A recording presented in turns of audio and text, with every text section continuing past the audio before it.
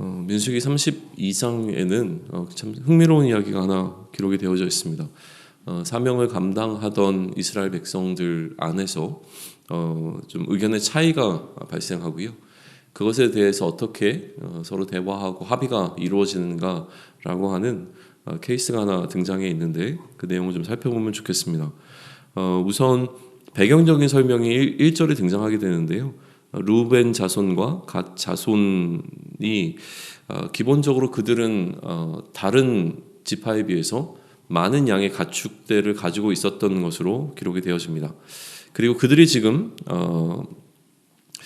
보았던 땅이 있었는데요. 그게 이제 아셀 땅과 길라 땅이었는데 그곳이 이제 목축하기에 참 좋아 보였다는 거죠. 그들에게는 많은 가축이 있었고 또 목축할 만한 좋은 땅을 이제 보았던 것이 이 이야기의 출발점이 되어집니다. 그래서 이스라엘의 리더십들이 모이는 이제 회의가 있는 자리에서 이 갓 자손과 르우벤 자손이 요청을 하게 되는 것이죠. 그 요청을 하게 되는 그 내용의 기본적인 두 요소는 방금 이야기했던 땅이 있다는 겁니다. 그 땅에 관한 것이 3절에 관한 기록이죠. 근데 이 땅이 어떻게 이스라엘 백성들 앞에 놓이게 되었는가라고 하는 것은 민수기 21장으로 다시 되돌아갑니다.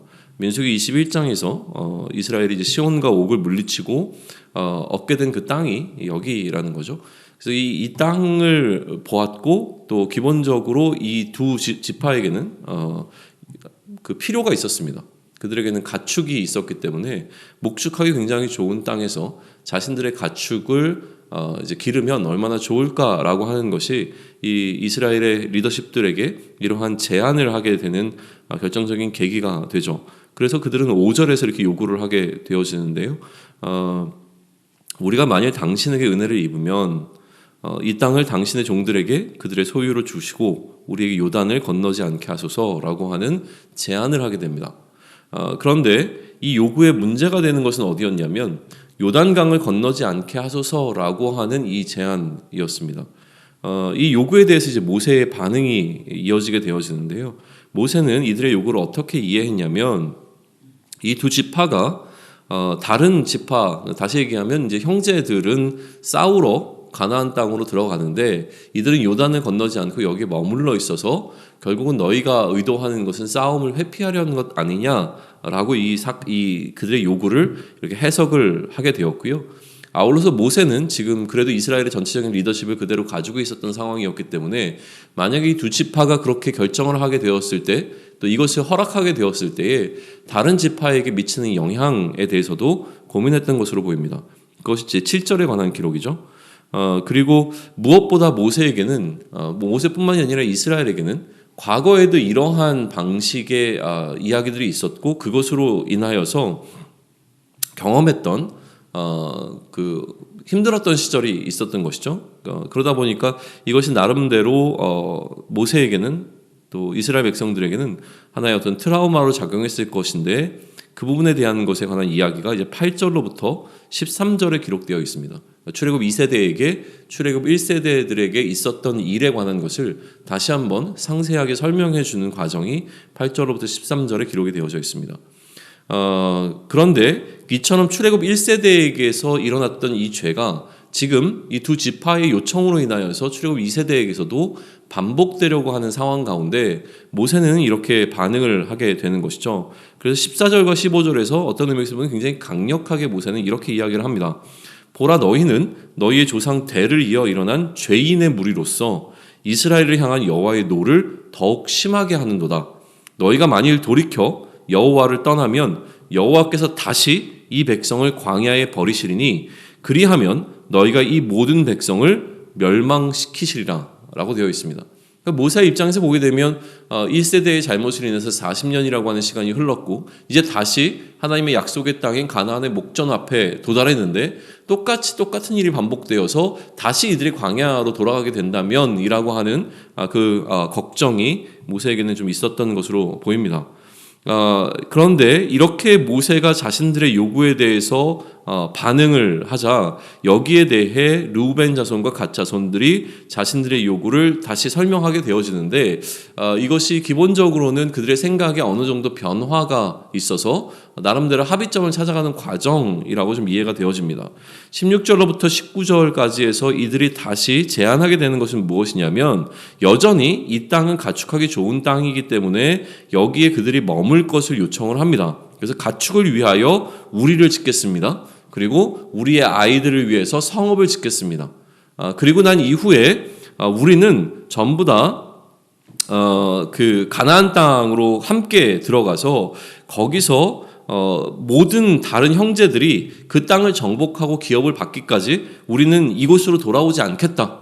라고 하는, 그러니까 우리의 사명이 마치기까지 그 사명을 함께 우리가 지키겠다. 그러나 그것이 마치고 나면 다시 이곳으로 돌아와 이곳에서 거주할 수 있도록 해달라. 우리는 가나안 땅에서 기업을 받지 않고 그리고 요단 이 동쪽에서 기업을 받겠습니다라고 하는 조금은 이제 어떻게 보면 변화된, 그러니까 모세가 얘기하고 걱정하는 부분들에 있어서 그 걱정의 요소들을 좀 제거하는 방식으로 자신들의 제안을 다시 한번 하고 있는 것이 보이게 되어집니다. 그러자 이제 모세는 승낙하게 되어지죠. 그 승낙의 이야기가 20절로부터 24절에 기록이 되어져 있는데 단순히 승낙한 것이 아니라 이 승낙과 함께 모세는 이들을 향하여 경고의 말씀도 포함시키고 있습니다. 23절 보시면 너희가 만일 그같이 아니하면 여호와께 범죄함이니 너희 죄가 반드시 너희를 찾아낼 줄 알라라고 되어 있습니다. 그러니까 이 모든 것을 너희가 지키지 않으면 그것이 다른 형제들이라든가 많은 사람들을 이제 속일 수는 있겠지만 그러나 너희의 죄를 하나님께서는 반드시 찾아낼 것이다라고 하는 것으로 하나님 앞에서 그들의 약속을 분명히 좀 세우는 경고를 하게 되어지죠. 또 여기에 대해서 르우벤 자손과 갓 자손이 다시 한번 답변을 합니다. 그 답변이 25절로부터 27절까지입니다. 그래서 그들은 주의 명령대로 행할 것이고 그리고 자신들은 여호와 앞에서 다 건너가 싸울 것이다 라고 하는 이야기를 하게 되어지죠. 이처럼 이제 르우벤 자손과 갓 자손의 답변을 듣고 난 다음에 어느 정도 합의가 이루어지자 모세가 이제 모든 리더십들 앞에서 이렇게 결정된 사항을 이제 공표하게 됩니다. 그것이 바로 28절로부터 30절까지의 말씀이죠. 그래서 나름대로 28절부터 30절의 말씀 가운데 다른 지파들에게도 나름대로 좀 설득이 필요한 부분이 있었기 때문에 30절이 기록된 것 같은데 만일 그들이 너희와 함께 무장하고 건너지 아니하면 그들은 가나안 땅에서 너희와 함께 땅을 소유할 것이니라 라고 되어 있는 이 부분이 좀 포함되어져 있습니다. 그러니까 어떻게 보게 되어지면 이 설명 자체는 사실은 이 다른 이스라엘 지파들에게 있어서는 좀 윈윈하는 방식입니다. 결국 전쟁에는 참여하지만 그 땅에서부터 그 전쟁의 결과물인 기업을 그곳으로부터 얻지 않는다라고 하는 것은 나름대로 좋은 타협점이 되어지고 있는 상황인 것이죠. 그리고 이 갓 자손과 르우벤 자손의 답변도 이 모든 리더십 앞에서 다시 한번 좀 이루어지게 되는 것이 31절과 32절에 관한 내용입니다. 그러니까 여러 번에 걸쳐서 이 이야기가 계속 반복적으로 진행되어지고 있는 것을 우리는 보게 되어지는 것이죠. 그리고 이어지는 33절로부터 42절까지의 내용은 그 결과로 그 땅에 관한 것이 어떻게 이 두 지파에게 주어졌는가라고 하는 부분에 대한 이제 해설이 붙어 있는데요.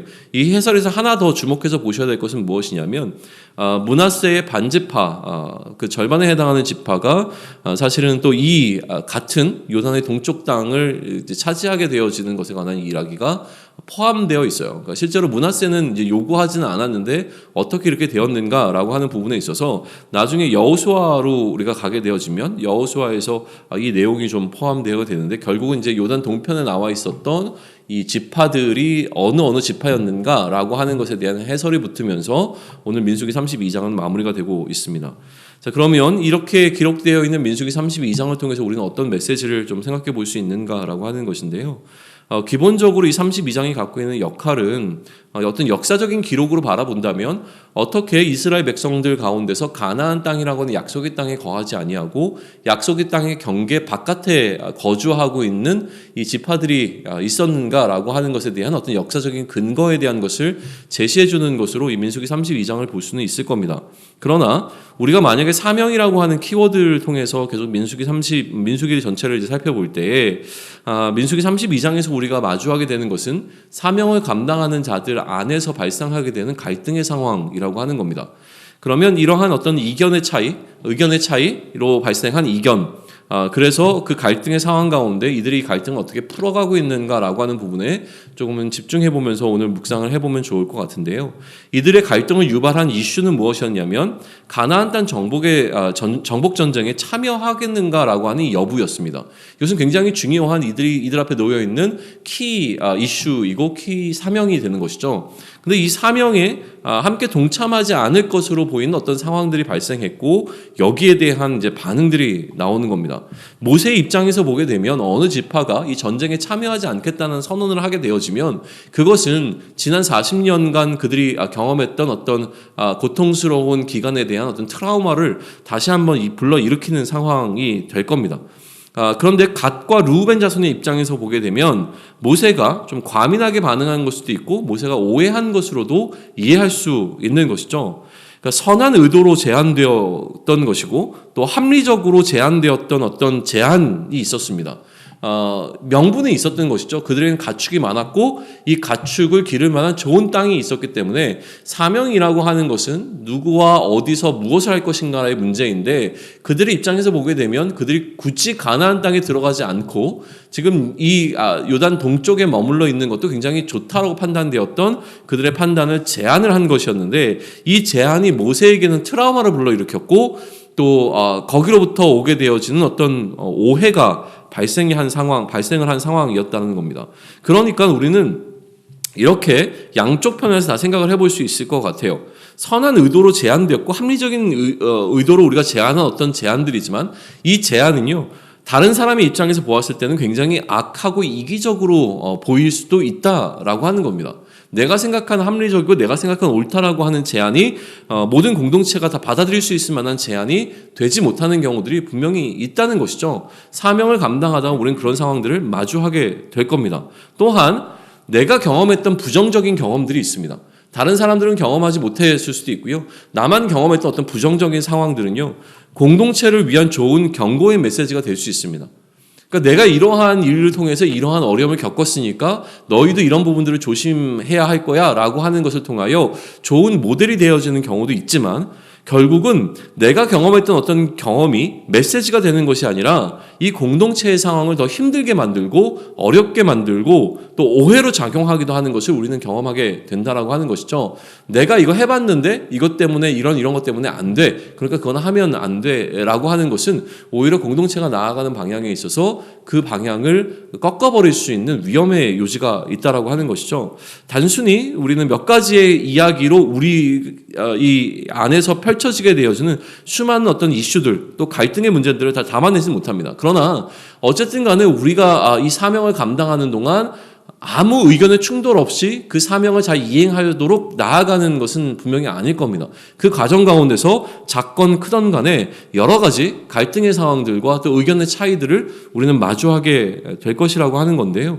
그 상황 가운데서 우리는 이 두 가지의 균형이 중요하다라고 하는 사실을 좀 보게 되어지는 겁니다. 모세의 입장에서 혹은 갓과 이 루벤 자손의 입장에서 우리는 양측을 살펴볼 수 있는 지혜가 우리에게 있기를 좀 소망을 합니다. 이 두 가지의 의견의 차이에서 균형을 이루는 중요한 역할을 한 것은 역시 대화입니다. 여러 차례에 걸쳐서 서로의 생각을 나누는 과정들이 이들 가운데 있었던 것을 오늘 민수기 32장은 기록하고 있죠. 대화 가운데 결국 합의가 이루어지게 되는데요. 그런데 가만히 보면 합의를 이끌어내게 된 결정적인 요인이 있습니다. 이들이 대화를 하면서 단순히 대화를 했기 때문에 오해가 풀려서 합의가 이루어진 것이라고 보는 것보다 이 합의를 이끌어낸 결정적인 요인이 있는데 그 요인은 무엇이냐면 약속이라고 하는 것입니다. 조건과 컨디션이 그들의 대화 가운데서 굉장히 중요한 역할을 차지하고 있는 것을 보게 되는 것이죠. 이 약속 약속으로 인하여서 그것이 허락되어지고 이 약속을 지키지 않았을 때 그들에게 오게 되는 결과에 관한 이야기가 이 대화 가운데 굉장히 중요한 중심축을 이루고 있는 것을 우리는 보게 된다는 것이죠. 그러면 이제 중요한 것은 무엇이냐면 약속을 통해서 합의를 이뤘는가에서 멈추는 것이 아니라 결국은 합의가 되어진 이 약속을 그들이 이행하고 지키는가가 앞으로 이들의 여정 가운데서 굉장히 중요한 포인트가 될 것입니다.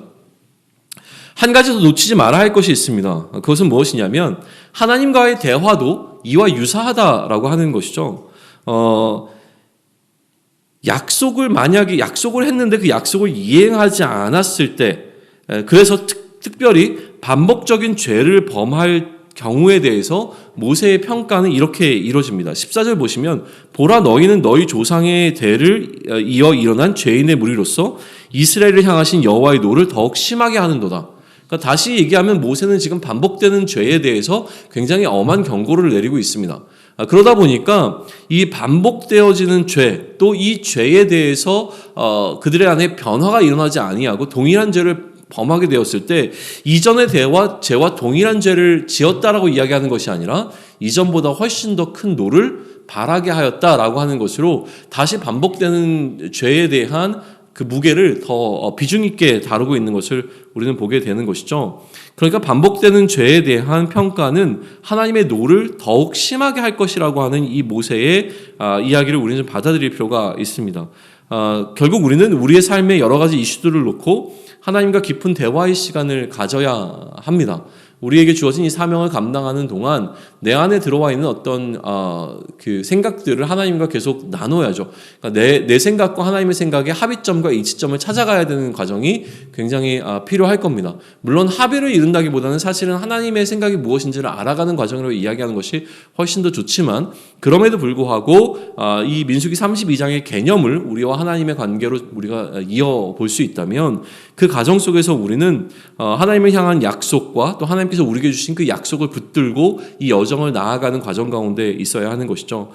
우리를 향한 하나님의 약속의 신실함이 무너지지 않는다면 우리도 역시 이 가운데서 결단하고 또 하나님 앞에 약속한 것들을 지키면서 우리에게 맡겨진 이 사명의 길을 온전하게 걸어갈 수 있기를 좀 소망을 합니다. 하나님과의 관계 속에서 깊은 대화를 통해 또 이 모든 부분들이 좀 명확해질 수 있는 시간들이 오늘이면 좋겠고요. 마찬가지로 그 하나님의 사람들과 함께 걸어가는 이 동역의 길 가운데 우리 안에 일어나게 되는 예측하지 못하고 또 혹은 우리가 예상하지 못했던 어떤 이 갈등의 상황들이 일어났을 때 우리가 이 대화를 통해서 어떻게 이 상황들을 잘 풀어갈 것인가라고 하는 지혜를 오늘 민수기 32장을 통해서 우리가 좀 받아 안을 수 있으면 좋겠습니다. 누군가에게는 트라우마적인 상황이고요. 누군가에게는 굉장히 합리적인 상황으로 보여지는 두 상황이 부딪혔을 때에 이 두 가지의 균형을 대화를 나누고 또 그 가운데서 서로를 이해 나가고 또 서로를 향한 건강한 약속들을 좀 함께 하면서 이 사명의 길을 끝까지 완수할 수 있는 우리 모두가 되기를 축원합니다. 아멘.